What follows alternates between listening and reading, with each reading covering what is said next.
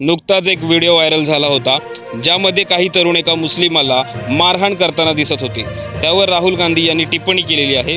राहुल गांधी म्हणतात, द्वेषाचा राजकीय अस्त्र म्हणून वापर करून सत्तेच्या शिडीवर चढलेले लोक देशभरात सतत भीतीचे राज्य प्रस्थापित करत आहेत। जमावाच्या रूपात लपलेले द्वेषी घटक कायद्याच्या शासनाला आव्हान देत खुलेआम हिंसाचार पसरवत आहेत। या बदमाशांना भाजप सरकारकडून मोकळे हात मिळालेले आहेत, त्यामुळेच हे धाडस दाखवलेले आहे।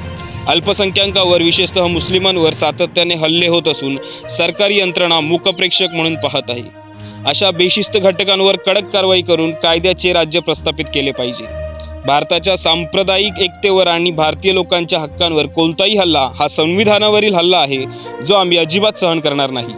भाजपने कितीही प्रयत्न केले तरी द्वेषाच्या विरोधात भारताची एकजूट करण्याची ही ऐतिहासिक लढाई आम्ही कोणत्याही किमतीवर जिंकू। राहुल गांधी यांनी ही टिप्पणी ट्विटरवर केलेली आहे। यावर तुमचे काही विचार असतील तर तुम्ही कमेंट करू शकता। महाराष्ट्र तसेच देश विदेशातील ताज्या बातम्यांसाठी महाराष्ट्र संवादला सबस्क्राईब करा।